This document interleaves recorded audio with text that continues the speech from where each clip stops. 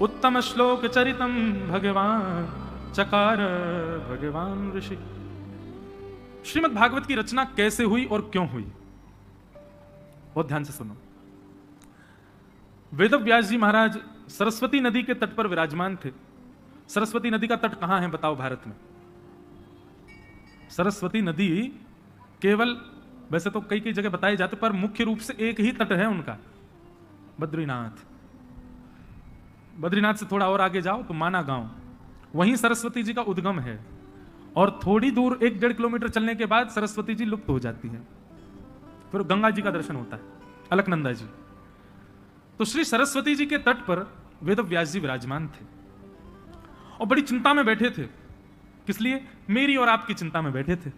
भैया कलयुग के लोग बड़े विचलित होने वाले हैं, कलयुग के लोगों की मनस्थिति बुद्धि, कलयुग के लोगों के विचार बड़े दूषित होने वाले हैं। इन लोगों के कल्याण के लिए मैं क्या लिखूं, मैं क्या करूं? कलयुग के लोगों का उद्धार हो उसके लिए मुझे क्या करना चाहिए, ये चिंता कर रहे थे। तभी उन्होंने हमारे आपके कल्याण के लिए वेद पुराण आदि का रचना करनी प्रारंभ की। लिखते गए, रचना करते गए, करते गए, करते गए। एक रचना करते, उसके बाद सोचते अभी इसमें तो ये तो मैंने वर्णन ही नहीं किया, तो दूसरे ग्रंथ की रचना करते। फिर उसके बाद मन में विचार करते अभी तो ये भाव अपूर्ण रह गया, फिर रचना करते। ऐसा करते करते अनेक ग्रंथों की रचना उन्होंने कर दी। 18 उपपुराण, 17 महापुराण, महाभारत, ऋग्वेद, यजुर्वेद, सामवेद, अथर्ववेद आदि आदि, इन सब की रचना हुई। चारों तरफ केवल पंक्तियां ही पंक्तियां रखी। वेदव्यास जी महाराज मन में विचार करने लगे, मैंने इतना सब कुछ लिख दिया, पर अभी भी मेरे मन में ऐसा लग रहा है कि कुछ तो अपूर्ण है इनमें, कुछ तो ऐसा है कि जो अभी पूर्ण नहीं हुआ है। और अपूर्णता के कारण मन में विचार करने लगे अब क्या करूं।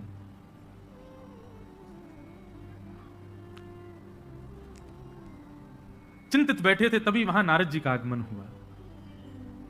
और नारद जी ने आकर के व्यास जी से पूछा आप चिंतित क्यों हो? नारद जी से बोले देखो मैंने कितने ग्रंथ लिखे, पर मेरे मन को शांति नहीं मिल रही है।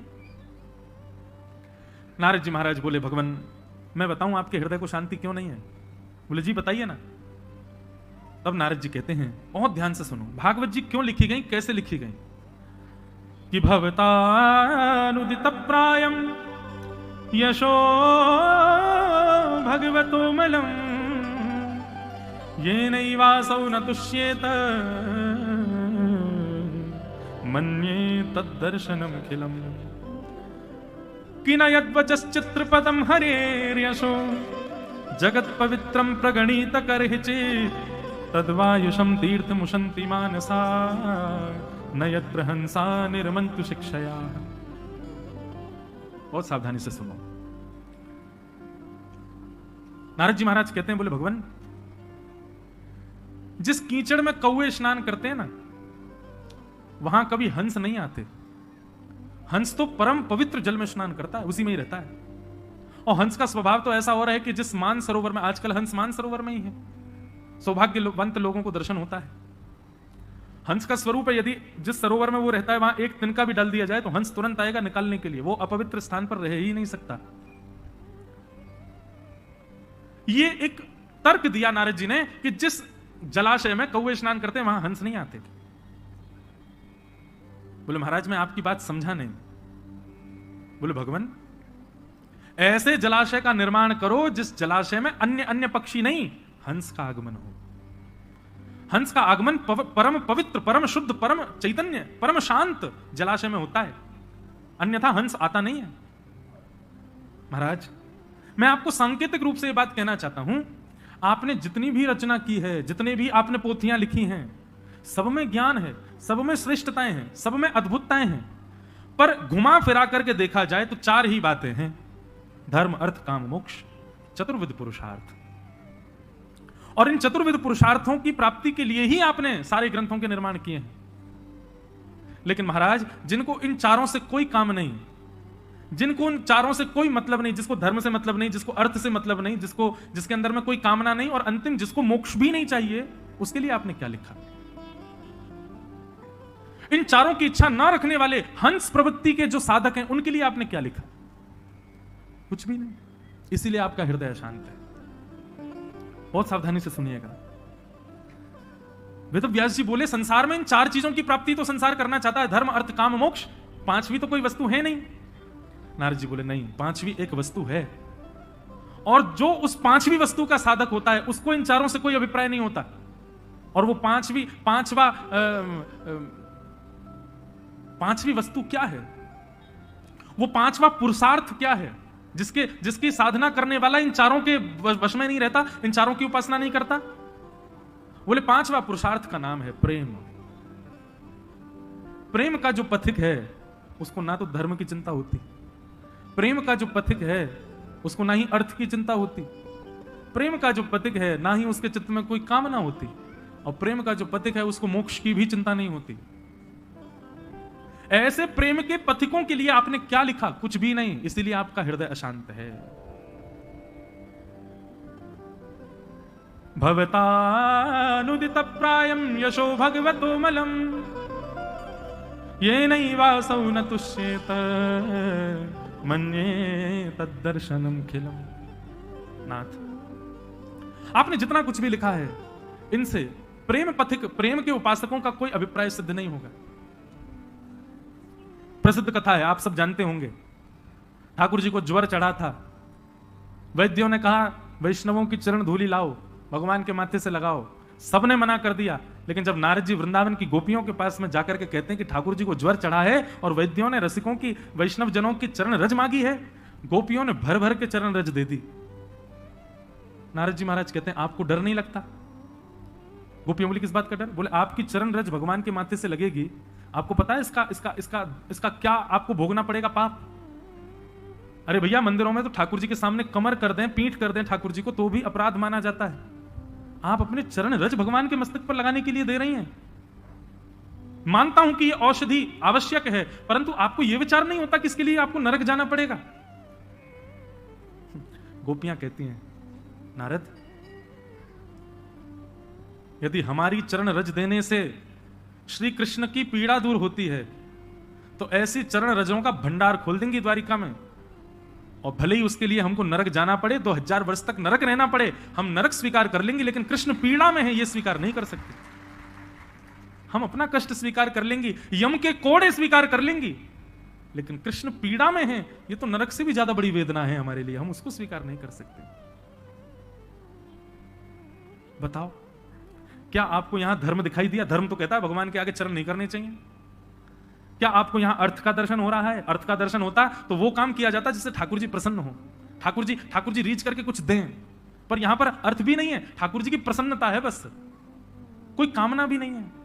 अपनी चरण रज देकर के मानो गोपियों ने कुछ मांग लिया हो ना, और मोक्ष की तो कामना है ही नहीं, कोड़ों के लिए तैयार बैठ गई है गोपियां, यमराज हमको कोड़े बरसाते वो स्वीकार है, लेकिन कृष्ण पीड़ा में ये स्वीकार नहीं। उसी समय नारद जी ने कलम उठाई और नारद भक्ति सूत्र का निर्माण किया, और उसमें जब प्रेम की व्याख्या करते हैं नारद जी, तो कहते हैं हे प्रेम पथिकों, सावधान हो जाओ, यदि प्रेम के उपासक बनना चाहते हो तो तुमको किसका पालन करना है? बोले यथा ब्रज गोपी खाना, ब्रज की गोपी, ये ब्रजवासी, यही आपको प्रेम सिखा सकते हैं, और कोई प्रेम नहीं सिखा पाएगा। तो प्रेम के जो उपासक होते हैं, अरे भाई, सामान्य संसार में किसी कन्या से प्रेम करने वाला, सामान्य संसार में किसी सामान्य कन्या के प्रति प्रेम रखने वाला, वो क्या क्या नहीं कर बैठता है। धूप ताप का भी विचार नहीं करता,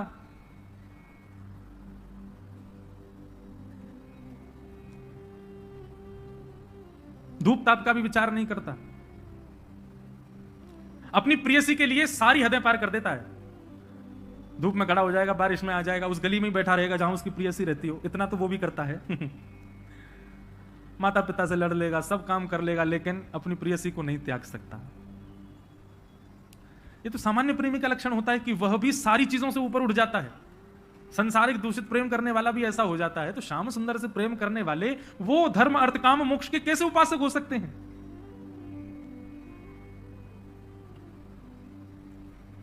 नारद जी कह रहे हैं व्यास जी, आपके चित्त को तब तक शांति नहीं मिलेगी जब तक आप ऐसे किसी ग्रंथ का निर्माण ना कर दें जिसमें प्रेम प्रधान हो, जहां पर सेवा, जहां पर पुण्य प्रधान नहीं है, पाप प्रधान नहीं है, धर्म अर्थ काम मोक्ष प्रधान नहीं है, जहां पर केवल प्रेम प्रधान है। जब तक ऐसी कोई रचना आप नहीं करेंगे, आपका चित्त शांत नहीं हो।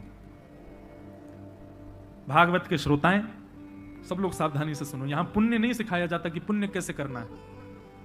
यहां पर यह नहीं बताया जाता कि पाप से कैसे बचना है, यहां पर तो केवल एक चीज बताई जाती है कि प्रेम नगर कैसे जाना है, प्रेम पथ कैसे जाना है। भागवत केवल वही सिखाता है। नारद जी महाराज बोले, भगवान अब आप प्रेम की परिभाषा, तो वेद व्यास जी बोले उसके लिए मुझे क्या करना पड़ेगा? बोले आपने अब तक ठाकुर जी के ऐश्वर्य का वर्णन किया है, अब तक आपने ठाकुर जी के यश का वर्णन किया है, अब ठाकुर जी के प्रेम का वर्णन करो। बोले ठाकुर जी का प्रेम कैसा? बोले ठाकुर जी का यश तो आपने बता दिया, कैसा है? बोले महाभारत युद्ध में खड़े होकर के महाराज गीता का ज्ञान दिया, महाभारत में आपने यश बता दिया, अन्य अन्य पुराणों में आपने ठाकुर जी की खूब कीर्ति बताई, खूब यश बताया, खूब महिमा बताई, अब उनके प्रेम स्वरूप को बताओ। यश सुनकर के, कीर्ति सुनकर के व्यक्ति की श्रद्धा होगी भगवान में, लेकिन अब ऐसा कुछ लिखो जिसको सुनने के बाद व्यक्ति भगवान से प्रेम करे, ठाकुर जी से प्रेम करे। जिस प्रेम का अधिकार वो अपने प्रियजनों को देता है, वो प्रेम का अधिकार वो ठाकुर जी को प्रदान करे, ऐसा कुछ लिखो। और वो कब होगा? जब आप ठाकुर जी के यश को प्रधान ना देकर के ठाकुर जी के गुण को प्रधानता दो। रसखान कहते हैं, ताही अहीर की छोहरिया छचिया भरी छाछ पे नाच नचायो। ये ठाकुर जी का यश नहीं है, ये ठाकुर जी का गुण है। कैसा गुण? बोले तीनों लोगों को अपनी भ्रगुटी पर नचाने वाला श्री कृष्ण। वृंदावन में उनकी क्या स्थिति है? जब यशोदा मैया गंगा यमुना जल भरवे जावे, तो लाला को अपनी, अच्छा हमारे ब्रज में लाज मर्याद बड़ी पालन करती हैं माताएं, इतना इतना घूंघट करके रहेंगी। यशोदा मैया की आयु भली 80 वर्ष की है, परंतु अभी भी यमुना जल भरने जाती हैं घूंघट करके जाती हैं। क्यों? अरे भाई इतने सारे लोग हैं बाहर, कौन कौन पुरुष बैठे होंगे, सबके सामने थोड़ी भाव से जाती हैं। अब मैया जाती है यमुना जल भरवे, लाला रोवे, मुंह ले चल मैया, मैं चलूंगा, मैं ना रह रो, धरती पर लेट जाए। तो यशोदा मैया के अच्छा कर, एक काम कर लाला, मैं तो मटकी पकड़ूंगी तो तेरा ध्यान कैसे धरूंगी, तो एक काम कर तू मेरी साड़ी को एक छोड़ पकड़ ले, तो या को पीछे पकड़ के चले कर। आगे आगे यशोदा मैया अपनी मटकी संभालती हुई जा रही है, और पीछे नंद नंदन नन्हे से 3.5 वर्ष के हैं, पीछे मैया की वो पल्लू पकड़ करके पीछे पीछे चल रहे हैं। और जैसे ही श्याम सुंदर निकलते हैं, गोपियों में अफरा तफरी मच जाती है, और सब गोपियां तैयार हो जाती हैं, कोई खिड़की पर, कोई अटारी पर, कोई छत पर, कोई बहाने से बस उस मार्ग पर जा रही है जहां से यशोदा जी आ रही है। क्यों? लाला को देख लेंगे। एक बहुत सुंदर पद है, चलो सखी निरखिए नंद कुमार। सब सखियां आपस में योजना बनाती हैं, बोले आज कन्हैया को कैसे देखना है, बहाने ढूंढती हैं। ठाकुर जी जब निकलते हैं उन गोपियों के भवन के आगे से, तो सब गोपियां कोई ना कोई गुप्त प्रलोभन ठाकुर जी को देती हैं कि ठाकुर जी उनकी तरफ देख लें। नन्हे से ठाकुर जी एक हाथ से तो मैया की चुन्नी पकड़ रखी है, दूसरे हाथ से अपने अंगूठा को चूसते हुए जा रहे हैं, और यहां गोपियां ठाकुर जी को लोभ प्रलोभन दे रही हैं। कोई गोपी किसी भाव का प्रलोभन, कोई गोपी मोर पिच्छ का प्रलोभन, कोई काली कमली का प्रलोभन, कोई नृत्य का प्रलोभन, कोई किसी वस्तु सामग्री का प्रलोभन दे रही है। परंतु एक गोपी क्या करती है? धौरी गैया का दूध काट करके बढ़िया उसको जमा करके वहां को सुंदर मक्खन निकारो है, वह मक्खन को अपने हाथ में लेके स्वयं बाहर नहीं आती है, खिड़की से केवल हाथ बाहर कर ले अपनों। अब यशोदा मैया तो निकली, लेकिन ठाकुर जी की दृष्टि पड़ गई वही मक्खन पे। अब लाल जी वह मक्खन को देखें, रुक जाएं, लेकिन मैया को पल्लू खींचे तो चलन लगे। गोपी मक्खन दिखा के इशारों कर रही है, इतको आजा। ठाकुर जी मैया की साड़ी छोड़ दें और वह गोपी के भवन में प्रवेश कर जाएं। जैसे ही प्रवेश करते हैं महाराज, सारी गोपियां भागती हैं अपने अपने घरों, सब उसी के घर में प्रवेश कर जाती हैं, भीतर से चटकनी लगा करके, और ठाकुर जी बैठा लिए बीच में, चारों तरफ बैठ गई सबरी गोपी, और सब निरख रही हैं श्याम सुंदर को। तब ठाकुर जी कहते, तुम मुंह को ऐसे काय को टुकुर टुकुर देख रही हो, मैं तो मक्खन खावे आया हूं, मक्खन खवाओ, मेरी मैया चली गई, मैं शिकायत कर दूंगा। तब गोपियां कहती हैं, अच्छा लाला मक्खन खाएगो? बोले हाँ। ऐसे ना मिलेगा, कछु मोल देना पड़ेगा तो को। ठाकुर जी बोले, अभी कमाई मैं करूं ना हूं, जब कमाई आ जाएगी तब दूंगो। बोले ना लाला तू दूसरा मोल दे दे। बोले कहां मोल दूं बता? बोले काम करने के नाच के दिखाई दे हमें, नहीं नृत्य करके दिखा।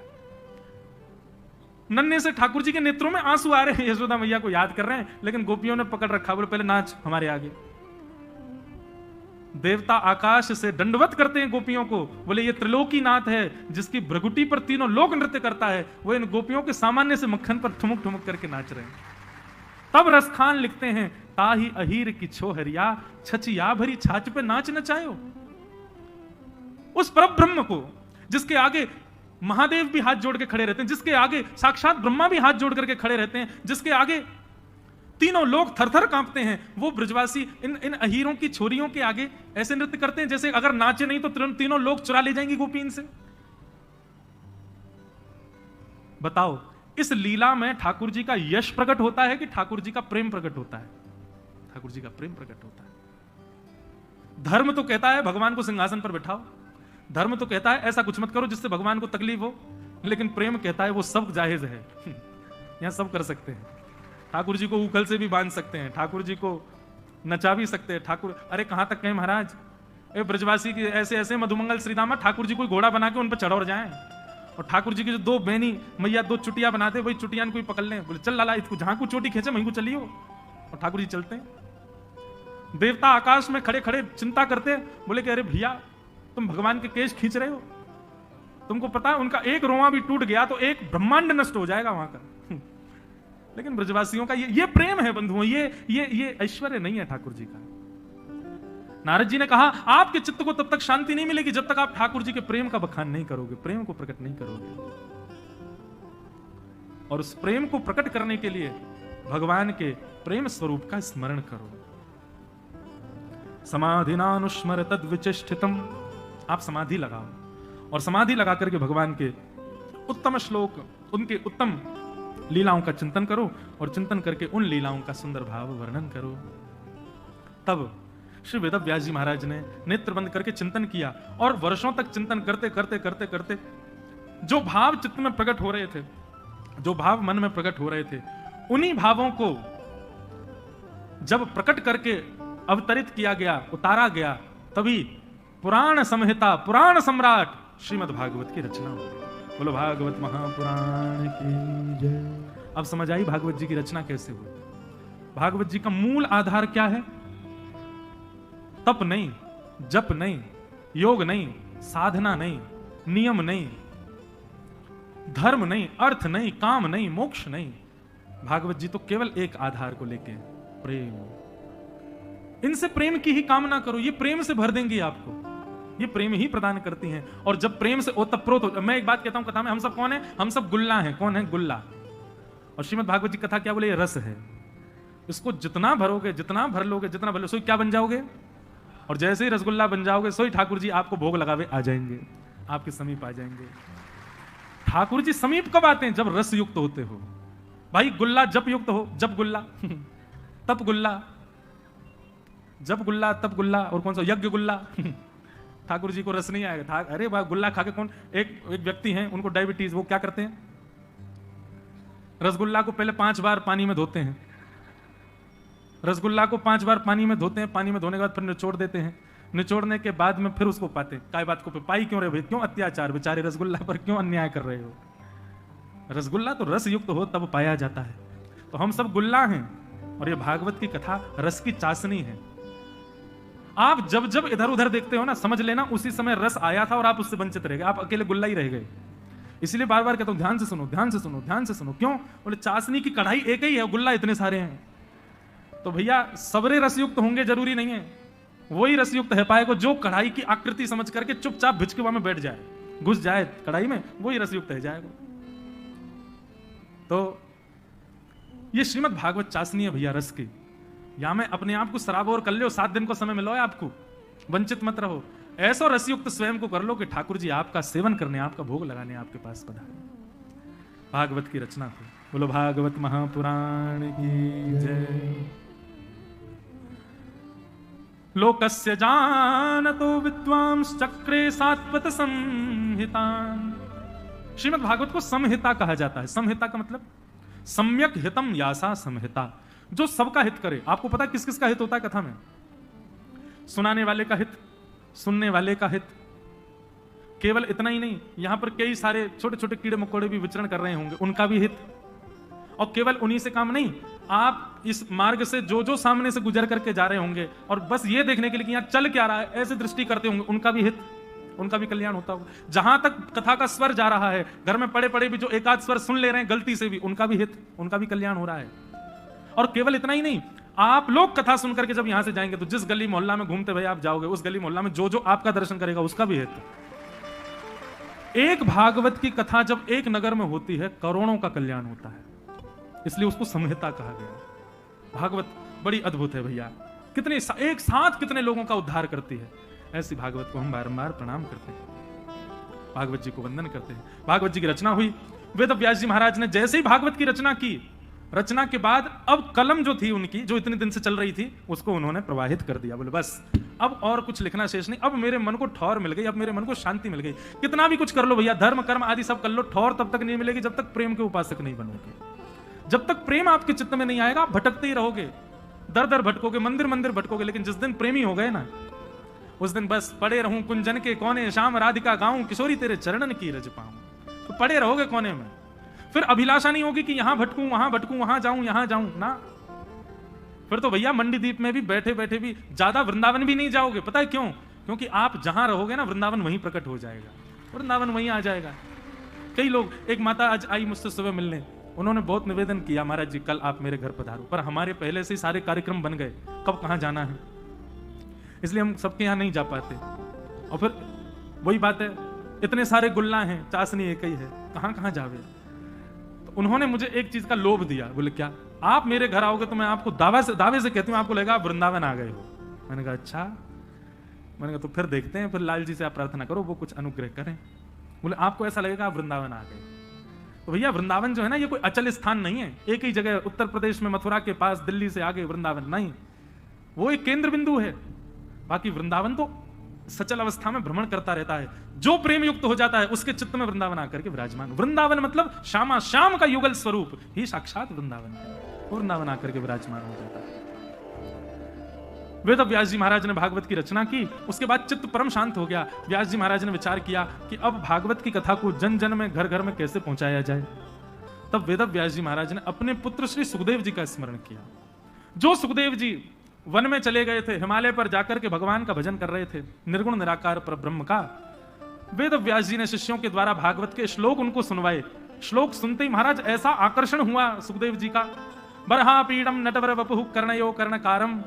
जब इस श्लोक का श्रवण किया सुखदेव जी ने, सुखदेव जी के नेत्र खुल गए और उन बालकों से पूछने लगे, ये इतना सुंदर कौन है जिसका तुम वर्णन कर रहे हो।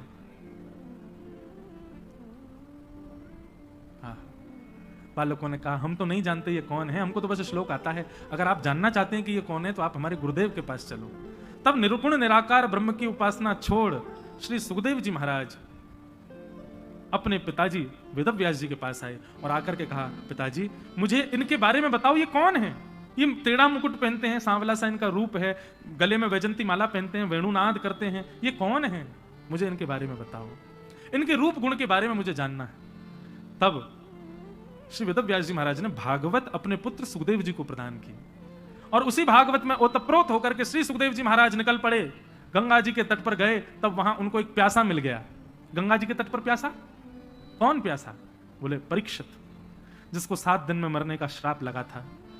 जैसे ही परीक्षित को देखा, सुखदेव जी महाराज ने जाकर के वही भागवत की कथा परीक्षित को सुनाई और उसी सप्ताह कथा का क्रम आज तक हम श्रवण करते आ रहे हैं। अब यहां पर प्रश्न हुआ, महाराज जी परीक्षित कौन है?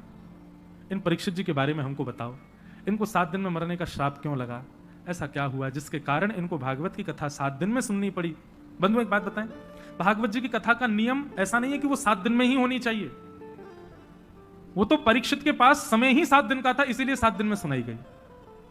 बाकी अभी हम 1 महीना की कथा करके आए हैं, पता कहां तक पहुंची कथा? बहुत भागते दौड़ते भी करी तो भी प्रहलाद चरित्र हुआ, और उसमें भी अंतिम दिन तो हमने राजधानी दौड़ाई तो कृष्ण जन्म करे आए। भागवत जी यदि भैया विस्तार से कहने लग जाएं, एक एक विषय सुंदर भाव से उसका प्रस्तुत किया जाए तो पूरा जीवन भी कम पड़ जाएगा, 100 जन्म भी कम पड़ जाएंगे, तब भी भागवत जी विश्राम नहीं हो पाएंगे। इसलिए बड़ी काट के, बड़ी छाट के, बड़ी विषयों को छोड़ छोड़ करके कथा सुनाई जाती 7 दिन में।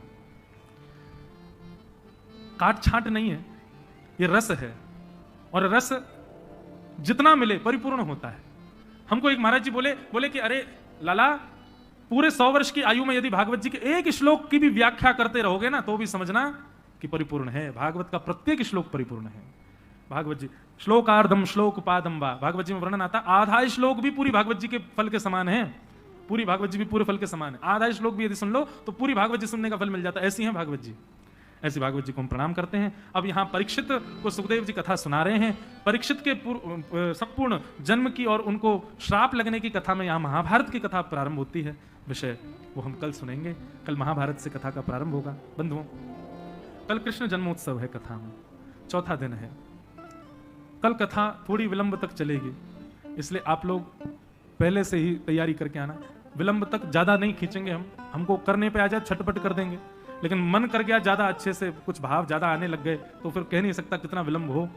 इसलिए कल आप सब लोग पीले पीले वस्त्र पहन करके आना, पीले पीले चंदन लगा करके आना, खूब बढ़िया सुंदर श्रृंगार करके आना। क्यों? कल नंद घर आनंद भयो जय कन्हैया। कल आप लोग मंडीदीप के इस प्रांगण में नहीं आ रहे हैं, कल ऐसा मानिए आप सब गोकुल जा रहे हैं। कल तो ये प्रांगण पूरा गोकुल होगा। और भैया उसी भाव से आना, सब अपने आप को ब्रजवासी मान के ही आई हो। हम सब ब्रजवासी, हम ब्रज की गोपी हैं, ब्रज के गोप ग्वाल हैं। कल बड़े आनंद के साथ ठाकुर जी का मंगल जन्मोत्सव होगा कथा में, खूब आनंद के साथ हम लोग श्रवण करेंगे। आइए कथा को विश्राम देते हैं। श्यामा हृदय कमल सो प्रगटो, श्यामा हृदय कमल सो प्रगटो, और श्याम हृदय वृंदावन प्यारो वृंदावन, वृंदावन प्यारो वृंदावन, हे श्री वृंदावन प्यारो वृंदावन, श्री वृंदावन प्यारो वृंदावन। सब सुख सागर रूप उजागर कह वृंदावन धाम, सब सुख सागर रूप उजागर रहे वृंदावन धाम, सब सुख सागर रूप उजागर कह वृंदावन धाम, सब सुख सागर रूप उजागर रहे वृंदावन धाम। रूप गोस्वामी प्रकट कियो जहाँ, रूप गोस्वामी प्रकट कियो जहाँ, श्री रूप गोस्वामी प्रकट कियो जहाँ, रूप गोस्वामी प्रकट कियो राधा गोविंद रूप निधान, वृंदावन प्यारो वृंदावन, वृंदावन प्यारो वृंदावन, हे श्री वृंदावन मेरो वृंदावन, श्री वृंदावन मेरो वृंदावन। रूप गोस्वामी प्रकट कियो जहाँ, रूप गोस्वामी प्रकट कियो राधा गोविंद रूप निधान, वृंदावन प्यारो वृंदावन, वृंदावन प्यारो वृंदावन, हे श्री वृंदावन मेरो वृंदावन, श्री वृंदावन मेरो वृंदावन। विहरत निस दिन कुंज गलिन में ब्रज जन मन सुख धाम, विहरत निश दिन कुंज गलिन में ब्रज जन मन सुख धाम। श्री मदन मोहन को रूप निरख के, मदन मोहन को रूप निरख के, प्यारे मदन मोहन को रूप निरख के, प्यारे मदन मोहन को रूप निरख के, सनातन बलि बलि जात, वृंदावन प्यारो वृंदावन, वृंदावन प्यारो वृंदावन, हे श्री वृंदावन मेरो वृंदावन, वृंदावन मेरो वृंदावन। मदन मोहन को रूप निरख के, मदन मोहन को रूप निरख के, सनातन